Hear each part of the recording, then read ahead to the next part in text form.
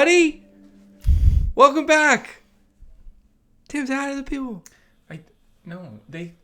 Welcome to the Bible is Funny podcast. My name is Anthony Russo. I'm here as always, joined by my best friend Tim Wyckoff. And we're here, Bible is Funny podcast. Tell him, Tim. We're here at the Bible is Funny podcast. So true. It's so true. Tim, how are you? I'm good. I'm glad we're doing a Bible podcast today because I feel like I'm living in a plague myself. Oh, yeah. Because the bees at the house. I got a swarm of bees. That's right. At the front door, just living under the sconce. That's right. But I think I'm gonna keep them. Yeah, you're gonna be a beekeeper. Mm-hmm. Mm-hmm. Mm-hmm. No, I kind of want to see how like out of control this thing gets. Like, is there a point where like I don't have to pay somebody to do this, and the city is like, hey Tim, this has become a public threat. Right, like your house becomes more bee than house. Yeah, and like I'm imagining kind of an upside down scenario. Yeah, like Stranger Things. Yeah, and, yeah. I just kind of want to ride this thing out and see where it goes. Sure. Well, you can't touch them because we need them, Tim. Well, yeah, I agree. I don't want to get rid of the bees. I don't know that these particular bees are pollinating my crops because I don't have. I can guarantee you these bees are pollinating your crops. I don't think any food is grown in. You have this so county. much mint in your. I do have some mint backyard, and it's honestly despicable that you want to sit here and act like the bees are not the reason that mint grows. The basil. The basil is dying. The sage. It's too... I don't have sage. The thyme. There's a little bit of thyme. The rosemary is the one you got to look after. That one's huge. It's like a desert cactus. Yeah, you should probably kill all the bees that did that for you. They didn't do that. They did I planted it and watered it. That's like 5% of growing a plant. The magic the bees do. Tell me more about growing plants. The other night, while you sleep, the bees go over and they... Bees sleep at night. No way. They absolutely do. How would you know you're asleep at night? How would you know your eyes were open during prayer? Huh?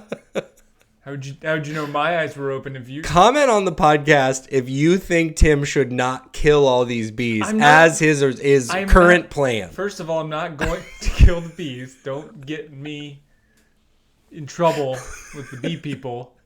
Okay? We've hired a guy that will relocate the bees. You hired an assassin. A relocator. Yeah. They're witness protection at this point. We're going to give the bees we're not killing new identities. Identities. Unreal. Oh, what a way to start.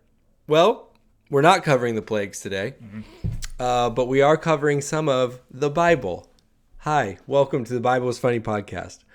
Today we're going to do what we like to call cheat day devos. I like to give a little description of this process for those of you who may be new. If this is not your first time with us, you can skip ahead 15 seconds probably. What we do here, Cheat Day Devos, Tim and I are not qualified to discuss the Bible in any sort of meaningful way that you should like base your life around or anything. No. But we like to read it together and explore it and discuss it. Do we like to read it together? Is that a cute thing we do? We do it all the time. Oh, I like it when you read it to me. We read it together. And we discuss it here on the podcast. It's a little time we like to call Cheat Day Devos. Because you are reading the Bible. You are doing a form of devos. Technically. But you are devoted to it. Like I said, this isn't like your PhD level. We hope that you're getting that sort of I would say biblical PhD feedback. level, just maybe not with the qualifications. The like actual qualification. You don't know what a PhD earner might say. Now that's true. Yeah, it doesn't. Right. They might say the same thing we do. That's true. And I can tell you that the pH levels are completely balanced for whatever that impacts your decision making. But Cheat Day Devos is what it is. We're going to scroll through 2 chapters of the Bible usually. Today we're going to do 2 and explore together. Welcome to Cheat Day Devos. Tim, you ready? Yeah. Still ready. That's why I showed up here. Genesis chapter 41. This is Genesis chapter 41, continuing on in our story of Joseph. If you missed the first part, go back and listen to the last one because we got no time for recaps. Genesis 41. When 2 full years had passed, Pharaoh had a dream. He was standing by the Nile, when out of the river there came up 7 cows, sleek and fat, like an Italian mob boss. Just greased. Emphasis mine. I put that in there. That's not in the Bible. But that's what I think of when you tell me something is sleek and fat. And they grazed among the reeds. After them, 7 other cows, ugly and gaunt, came up out of the Nile and stood beside those on the riverbank. And the cows that were ugly and gaunt ate up the 7 sleek, fat cows.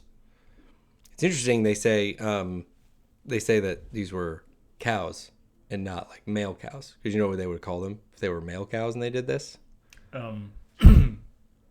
What? Cannibals.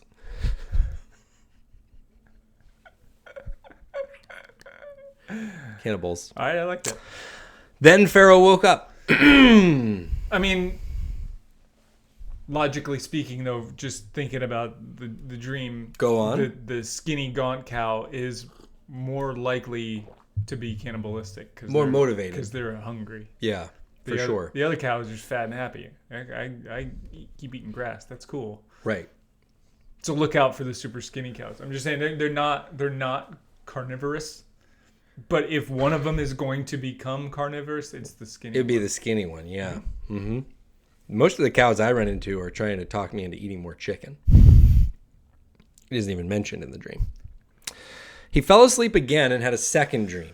This is verse 5. 7 heads of grain, healthy and good, were growing on a single stalk. After them, 7 other heads of grain sprouted, thin and scorched by the east wind. The thin heads of grain swallowed up 7 healthy, full heads. Then Pharaoh woke up. It had been a dream. It's in verse 7. We got it. You already told us it had been a dream earlier when you said he had a second dream. I think the writer knew that we were worried for the grains. So it's like, don't worry again. It was just a dream. Just a dream. It's a very detailed dream, No grains were actually harmed. Like, to remember that kind of detail is kind of in itself a miracle. I can't remember big chunks of my dreams, let alone like how many heads were on the stalk of grain. Oh yeah, that is true. And 7's a number, you know what I mean? Very insightful. I don't know why you call these cheat day devos. I'm saying if there were 2 of something, I'd be like, oh yeah, there was 2 of them. But if you're like, if it's 7. above 5, I'm probably rounding it to 10. To be honest with you. Thank you for being honest. 7's a number. 7's a number. You heard it here, folks. For the first time. 8. Verse 8. This episode brought to you by the number 7. In the morning, his mind was troubled, so he sent for all the magicians and wise men of Egypt. Pharaoh told them his dreams, but no one could interpret them for him. Then the chief cupbearer said to Pharaoh, "Today I'm reminded of my shortcomings." Welcome to being a parent. That's every day, man. I said that every day of my life. Pharaoh was once angry with his servants, and he imprisoned me and the chief baker in the house of the captain of the guard. Each of us had a dream the same night, and each dream had a meaning of its own. Now a young Hebrew was there with us, a servant of the captain of the guard. We told him our dreams, and he interpreted them for us, giving each man the interpretation of his dream. And things turned out exactly as he interpreted them to us. I was restored to my position, and the other man was impaled. And I was restored to my position. He mentioned something about a new chariot and mansion. Just saying, his interpretation of mine. It just seems like it's probably coming up soon. Those haven't happened yet, but you know what I mean. And a puppy. It's just like a cute little basset hound kind of puppy. Just, I don't know, somebody to love, just a friend, a companion. It was his dream. He said it. I didn't say it. He said it. Just the dreamer. Everybody in the story of Joseph was having dreams. People are like, Joseph was having dreams, and he was. But everybody around him was having dreams. So Pharaoh sent for Joseph, and he was quickly brought from the dungeon. And when he had shaved and changed his clothes, he came before Pharaoh. I love that little note. Right. He just knows that Pharaoh hates hair. He's like Howie Mandel. Like, right. Just get rid of it all. Right. I just love that, I would have assumed he freshened up before, but they threw it in there to make note that he shaved and changed his clothes. Pharaoh said to Joseph, "I had a dream and no one can interpret it, but I have heard it said that you can hear a dream, that when you hear a dream, you can interpret it. I cannot do it, Joseph replied to Pharaoh. Joseph's flair for the dramatic is so apparent in this story to me. If I was Pharaoh, I would roll my eyes here because he says, I cannot do it. But God will give Pharaoh the answer he desires. Right. If I'm Pharaoh there, I'm like, okay, fine, go back to prison. Somebody give me God, okay? It's not that I take issue with Joseph saying, hey, it's not me. It's like this thing that God... It's that. I cannot do it. When we go to the cupbearer and the baker, it's the again, we covered this last time, but it's the Pharaoh will lift up your head and you'll be restored. And for you, Pharaoh will lift up your head from off your head. It's like, golly, can we just talk in like normal? Joseph, he's doing it. I cannot do it. But God will give Pharaoh the answer he desires. Then Pharaoh said to Joseph, in my dream, I was standing on... Yeah, maybe between 16 and 17, there's Pharaoh going like, okay, so do I tell you then? Because I was told I'd tell you. And you're telling me now that I gotta... Can I just tell you? Joe's like, well, yeah, you tell me. What I actually meant was... You do tell me, and then I tell you, but I want you to know that like God is in the process. I'm just a vessel. Okay. In my dream, I was standing on the bank of the Nile. When out of the river, there came up 7 cows, fat and sleek, and they grazed among the reeds. After them, 7 other cows came up, scrawny and very ugly, and lean. I had never seen such ugly cows. These are the ugliest cows I ever saw, Joseph. I know. I don't understand why he has to be so mean to the cows. Here in Egypt, we got beautiful cows. Best cows you ever seen. These cows were ugly cows. I didn't even know cows could get this ugly. The lean, ugly cows ate up the 7 fat cows that came up first. But even after they ate them, no one could tell that they had done so because they looked just as ugly as before. Let me tell you. I know I keep emphasizing this. They were ugly cows.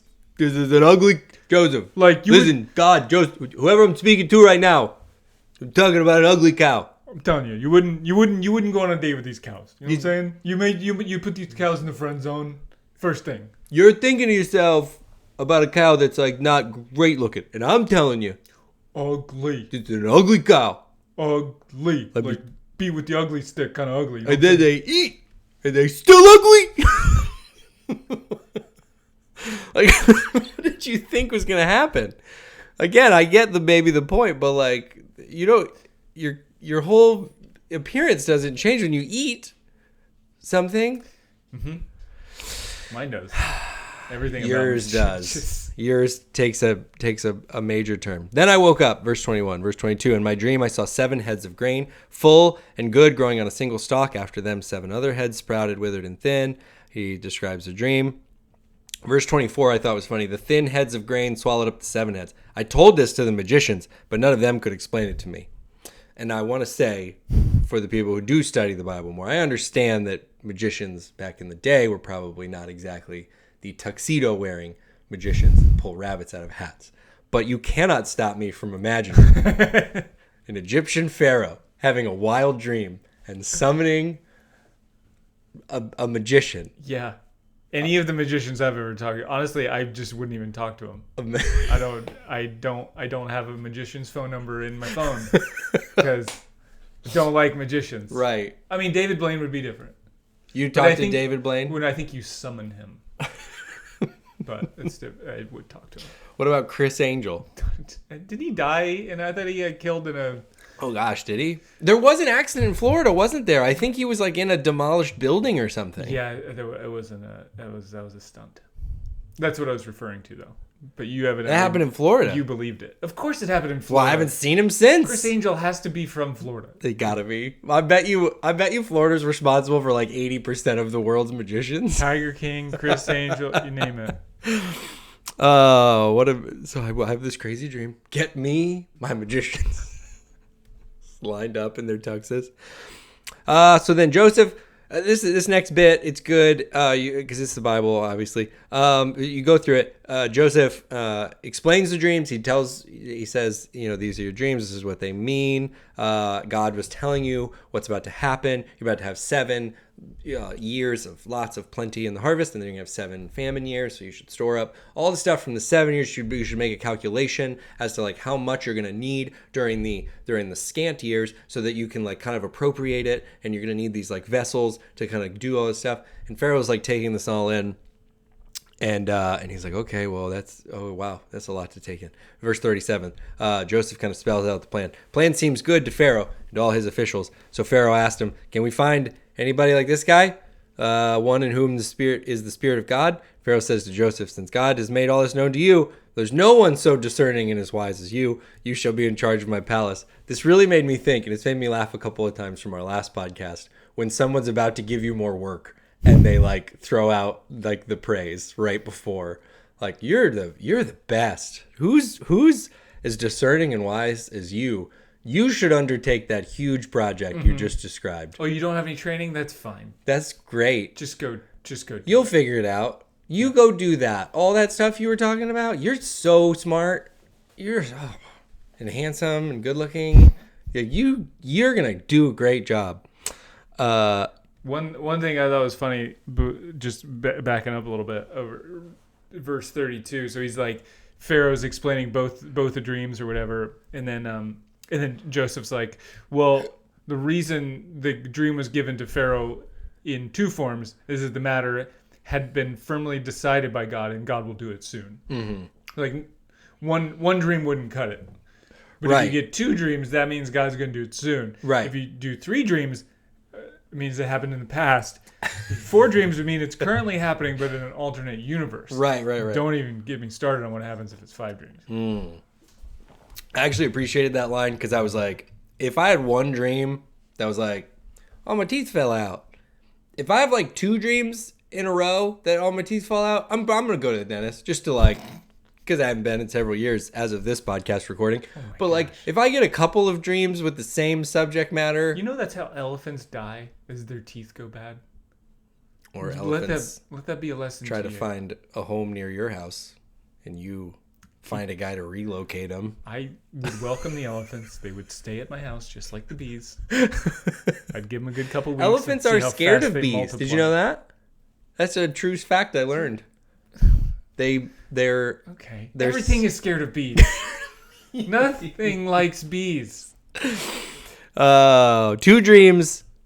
Fun fact: elephants love oxygen. They breathe it every day. We think a big old elephant. It's scared of bees. So Joseph gets this very big job. Verse 40 does get. I do like this. You shall be in charge of my palace, and all my people are to submit to your orders. Only with respect to the throne will I be greater than you. So Pharaoh said to Joseph, I hereby put you in charge of the whole land of Egypt. It just keeps happening to Joseph that he keeps getting the lack of like title and he doesn't get all that he is actually working for. Like these people keep giving him this same offer of like, here's the deal. This is pretty good for you. You get to govern all these people, all the people that are like annoyed with city ordinances and who's allowed to put a fence where. They're all going to check in with you. You're the boss man. You're the big guy. You're so smart. You're so handsome. I'm still in charge of everything. Like I get all the money and stuff. Right. But look at you. Yeah, we don't talk about payment for him. Look at you. I wonder when he hears all this like all his new job roles and functions, if he's like, this sounds like a product line management and distribution, and I'm actually just the dream guy. I do dreams. What does that even actually mean? It's yeah, that to me this is such a funny. It's like I don't know, somebody in charge of. Because he just has, and we're joking, like we know he got something. It says here later on he gets like a wife and all this stuff. We'll cover it in a second. He gets stuff. His life gets better for sure. Wives cost more money than he thinks. He's gotta show me the money, man. But it's just so funny that the jailer did it, Potiphar did it, now Pharaoh's doing it. It's just like, cool. I'm gonna still be in charge and be the head honcho, but like the work part of my job. As a gift, right? A gift. He even says like you're only in regards to power are you better than me, but like, or am I better than you? Right. But like, yeah, I think you got me. You got me beat. You got You should be my boss. Isn't that funny? Isn't that funny? But I'm in charge. But like... But totally. Oh my gosh, you're so more than qualified so to great. be my boss. You're so but great. You're not. You're not my boss, though. You're just going to do all of my work. Thank you so much. Okay. So then Pharaoh said to Joseph, I put you in charge of the whole land of Egypt. Verse 41, 42. Pharaoh takes his signet ring from his finger. He puts it on Joseph's finger. He dresses him in robes.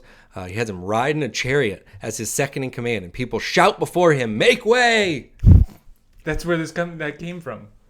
What? The phrase "make way" Make way came from the Bible. It makes sense to me. They're kind of positioning it as if it's like an honor passing thing. I think there's also a function to like a chariot barreling down the road and somebody going in front. Like to me, it's almost like 4 in golf. Like, yeah, watch out. Yeah, that's right. Because of me. Well, also you just don't want to get you don't want to get hit by chariots. The horses are strong. So Pharaoh puts him in charge of the whole land of Egypt. Then Pharaoh said to Joseph, I am Pharaoh, in verse 44. That's me. But without your word, no one will lift hand or foot in all Egypt. Pharaoh gave Joseph the name Zaphenath-Paneah. Zaphenath-Paneah. I love that name. Zaphenath-Paneah, which is where we get the Panera bread name. You know that? What if Joseph's like, thanks. Could I just stick with Joseph? Right. That's kind of what I'm using. Joe? No. Maybe if you want a nickname, we just do Joe. Right. Zaphenath-Paneah. It's like Andy calling Jim Big Tuna. You know what I mean? It's the name you didn't ask for. I don't acknowledge it. This I thought was funny. Pharaoh gives Joseph the name Zaphenath-Paneah and gave him Asenath, daughter of Potiphera, priest of On, to be his wife. I wonder if Pharaoh was going to give him more. Uh-huh. And Joseph said, Asenath.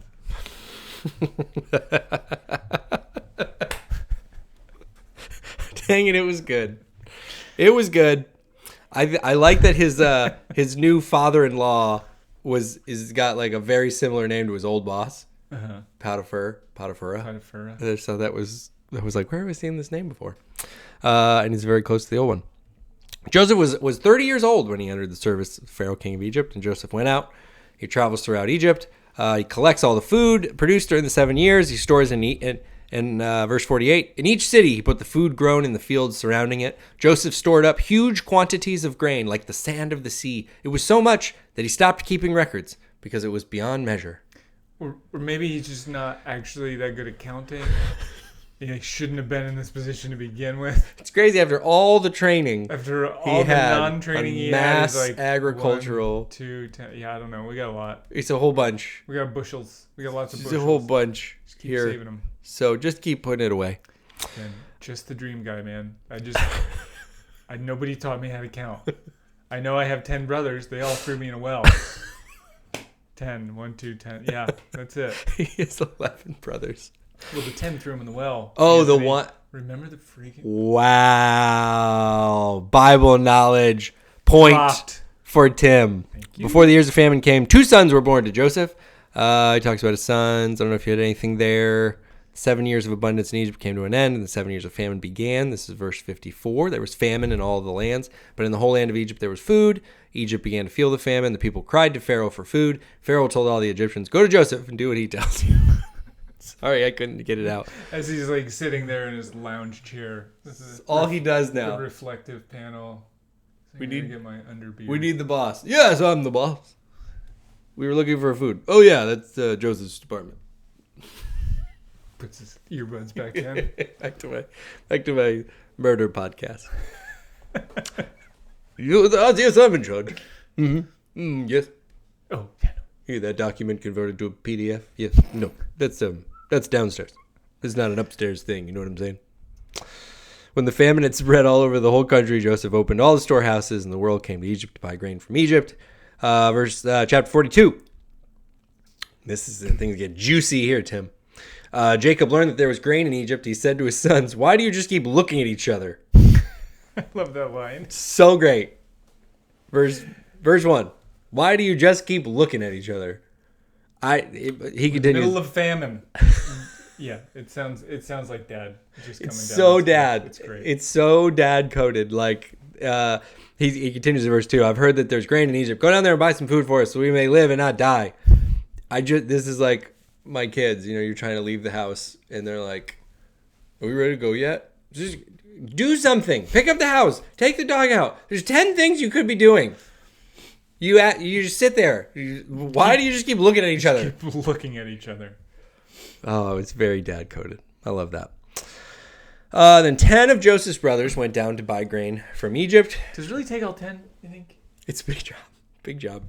He sends them as a group to do everything. You're going to look after the sheep, whatever. You got to do something. But they're like adult men now.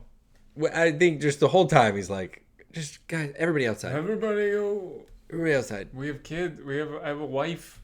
Get out of here. I have flocks to tend. Go to Egypt. Okay. Everyone must go. So the 10 of Joseph's brothers, they go to buy grain from Egypt. Jacob didn't send Benjamin, Joseph's brother, with the others because he was afraid that harm might come to him. I don't know why. Not like, There's a lot of ferocious animals out there. It's not like last time. Yeah. He took his other kid. Right. Well. Nothing bad's ever happened. So Joseph's the governor of the land, the person who sold grain to all its people. So Joseph's brothers arrived. They bowed to him with their faces to the ground. I'll skip through some of this just to summarize. I don't skip it. We don't skip anything in the Bible. We just sort of summarize. Mm-hmm. Well, they probably didn't. When they said that they didn't recognize him until later, they probably saw like the name tag Joseph was wearing now. The Zephaniah Peniah. And they're like, well, that can't be our brother. Well, I do think about you see the Egyptians, they really didn't like hair based on your earlier jokes. There's like skin everywhere. Yeah. And like the eyeliner.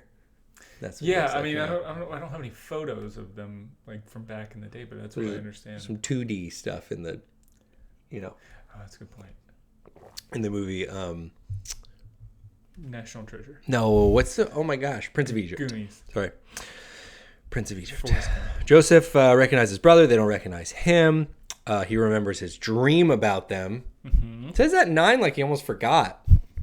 He remembers his dream about them, and he says to them, "You're spies. You've come to see where our land is unprotected." They're like, "No, we're not spies. We're just here to buy food. We're all the sons of one man. We're honest people. We're not spies." He says, "No, you're spies. You came here to check out the land." They said, "No, we were 12 brothers." This was interesting in 13. So, your servants were 12 brothers, the sons of one man who lives in the land of Canaan. The youngest is now with our father, and one is no more. And don't worry about their mom. Don't. I'm going to talk about her. I wonder if there's any undocumented, like, what other information are you just spewing? You know what I mean? Like, I accidentally ate one of the sheep. I'm sorry. I was out there in the field. I shouldn't have done it. I'm an honest guy.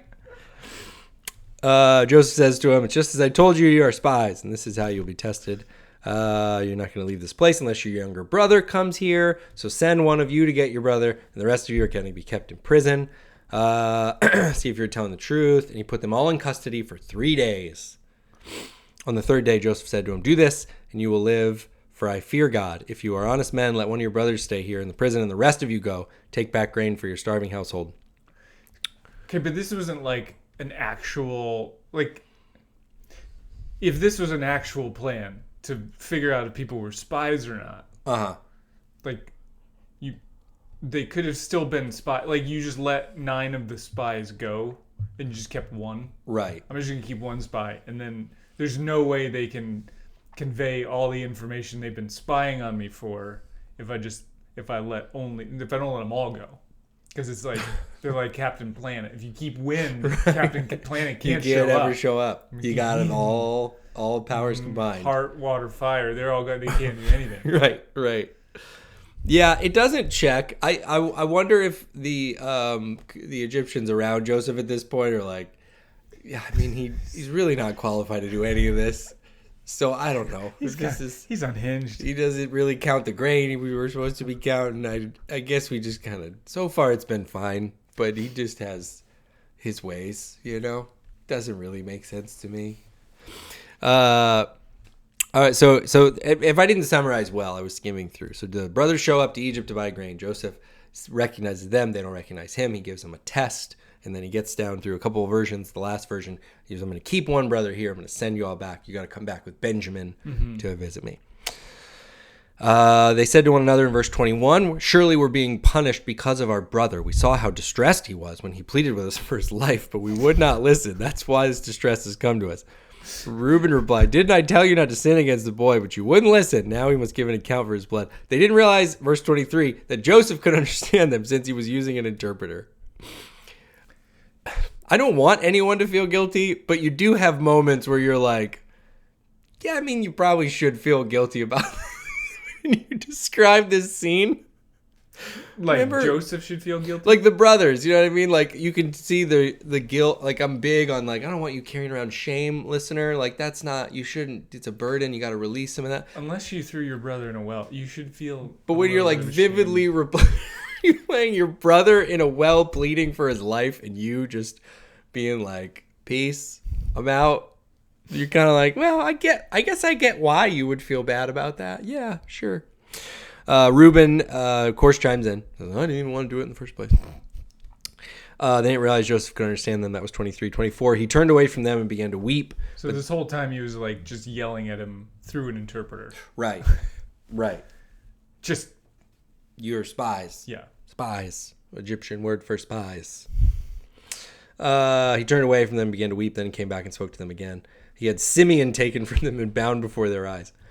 I thought this was interesting, and to me, it's one of those like they all threw him in the well, but to me, I'm willing to bet Simeon was like more into it than the other ones were. Do you know what I mean? Like he gets picked to stay behind in the prison. Like I went back in the story and was like, is Simeon mentioned in this story specifically? And he's not. They're just like put in a group. But my thought was like, Joseph was like, yeah. That guy gets to go to prison. I'm just feeling real random right now. I don't know. He's taller and stronger. Nope, it's this one. This one's going to the prison right now. That was my guess. Simeon did something to particularly bother Right. Joseph. Be nice to your little brother. That's all.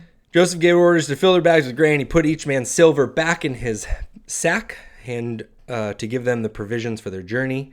So he sends them off. So they have their grain. They have their money back that they brought to pay for the grain.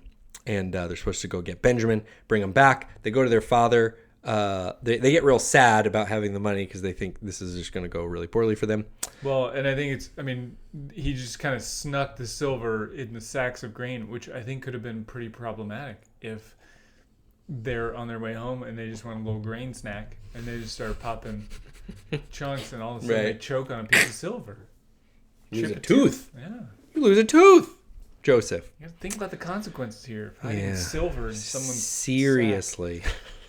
Seriously. So they go to their father Jacob. They say, this is what happened. They tell him the whole story. They say to him, we are honest men. We're not spies. We're 12 brothers. Tell him the whole story. 30. Verse 30 says, the man who is lord over the land spoke harshly to us, and he treated us as though we were spying on the land. He was not nice. He spoke harshly to us. He was not nice. Mm-hmm. I like in 32, or in 31, we said to him, we're honest men, we're not spies. We were 12 brothers, sons of one father. One is no more, and the youngest is down with our father in Canaan. And I just get the impression of the 11 as like a little or the 10 as like a little goofy group. And even, again, based on how Jacob starts with like, why are you staring at each other? Him just like, oh yeah, you randomly told him some family history and that didn't convince him that you were not spies? I wonder why. What are you standing around looking at each other for? Get back over there. It was a great idea. Did you tell him your favorite snacks? Did you tell him your bedtime routine? You give him our address too? All of that doesn't really make you not spies, guys. I don't know what you think that contributes. But I wonder if like Jacob at this point is like, but that was a really dumb plan of him to send back all the spies except for one. So wouldn't they report back on everything they saw, just minus what the one guy saw? But they probably all saw the same thing because I sent 10 kids out there at the same time. What an idiot. And then he has that guy who's running Egypt. He comes up with some really bad plans. Makes me think of my sons. They come up with really bad plans. Bing, bing, bing, bing. He tells the man who is the Lord over the land. This is verse 33. This is how I will know whether you are honest men. Leave one of your brothers here with me and take food for your starving households and go. Bring your youngest brother, and I'll give your brother back to you, and you can trade in the land. So they say we got to bring Benjamin back. Verse 36, their father Jacob said to them, "You've deprived me of my children. Joseph is no more, and Simeon is no more, and now you want to take Benjamin. Everything is against me." It really is so... He's such a dad. Like, it just resonates in my soul when you're just like, I sent you... I don't know. It feels like I paid money for you to go to that baseball league so that you would, like, play stuff, and now you're coming back to me and you're telling me you have to, like, buy more stuff for the baseball league. How do I keep... But you also just spent your money on hot dogs. You didn't even, like, go to the baseball league. What am I sending you out to baseball in the for? baseball league, you chipped a tooth, so I had to go to the dentist to pay for... Why do I keep losing in this whole scenario? Every time. Right. Everything is against me. I just have idiots for kids. Verse 36. Verse 37. I love this. Verse 37. Reuben says to his father, "You may put both of my sons to..." He real Danny Tanner gets there with his dad. Hey, Pop. Hey, Dad. Let me tell you something. You can put both of my sons to death if I do not bring Simeon and Benjamin back to you. And I mean, you can really murder those kids. And I mean it. And Dad. All my cats, too, that my wife... Kill them. Just, you can. You know how much they mean to me. I tell you this. You can kill Mom. You know what I'm going to let you do, too? If I don't come back, you can mow my lawn as well. I swear an oath to you this day. Dad. Slice. I know you're sad about people dying. And I'll say it again. You can kill my kids. You can kill those kids if I don't come back. Reuben, why does that at all sound like something that Jacob would want in this moment? The one thing he's complained about is people being taken from him and dying. And Reuben says, "I got an idea. I'll let Dad know how serious I am. You can kill your grandkids. You could kill a couple grandkids if I don't come back. If you're that upset, you have my permission." I got to imagine, like, it's not what he says. Like, Jacob at that point is like, nobody's going anywhere. I can't send you guys anywhere, clearly. This is no good. Verse 38. Jacob said, "My son will not go down there with you." I like that Reuben is his son, and he says, no, my son won't go with you. I don't know what we are right now, to be honest, but my son's not going with you. That's such a move. His brother is dead, and he's the only one left. If harm comes to him on the journey you're taking, you'll bring my gray head down to the grave in sorrow. I know. That's what a line. And that's our cliffhanger for today. Oh my gosh. That's really going to make me laugh. 38. My son will not go down there with you, whoever you are at this point. Oh, it's good. Genesis 41 and 42. I like it. Tim, what'd you learn today? I was going to ask you the same thing. I learned to just, you fake it till you make it. You keep doing it. You're going to get hired for work. You don't have to be good at what you're doing. Yeah. You don't have to be qualified That's at right. all in any way, and you can just be put in charge. Mm-hmm. And this is how life works, folks. So get used to it. If there's any kids listening, just don't try. Just join a fraternity or a sorority or something. Just get friends with people, and they'll give you a job no matter how unqualified you are. Right. That's right. That's right. I think I learned that. I think I learned about the recurrences of dreams. I think that's my big takeaway. Once, you can kind of throw it out. It's like, I don't really know where that goes. Twice, it's pretty serious. That's what's important to remember. Mm-hmm, mm-hmm. So if you have had that dream one time, it's kind of keep it to yourself, honestly. It's not really 100% significant. If you have the dream twice or a version, that's when it's time to act. It's time to do something. Yeah, but also keep it to yourself. That is a big takeaway of the story so far. Preferably keep it just keep it from me. I don't care. Oh, listener, what did we miss? Anything in Genesis 41 and 42 that we didn't discuss? Tell us about your dreams. Mm-hmm. Tell us about your dreams. Mm-hmm. Tell us about your dreams, and especially the ones you've had more than once. I'll send all those directly to Tim, and he will interpret them for you. Actually, yeah. Here's the interpretation. No, never mind. That was going to be something me. I held back. really was loaded up. I was ready. That felt like a cannon or a catapult. And I snuffed the little wick there. And right at the end, you didn't say. I'm gonna say nice things. I'll give you your interpretation. But for real, send us your dreams, and Tim we'll go live on Instagram, and Tim will interpret all of your dreams. Don't tempt me. I'm gonna do it. Don't threaten him with a good time. If we missed anything in these chapters, let us know. You can send us a comment, DM at The Bible is Funny on Instagram, and we'll continue studying the Bible together. Tim, here real soon. Yeah. Mm-hmm. Yeah. Is that all right with you? Yeah. You keep it up. We keep it up. You keep going. We'll keep going. 7 is a number. That's what I learned. We'll see you again soon. Later. The Bible is for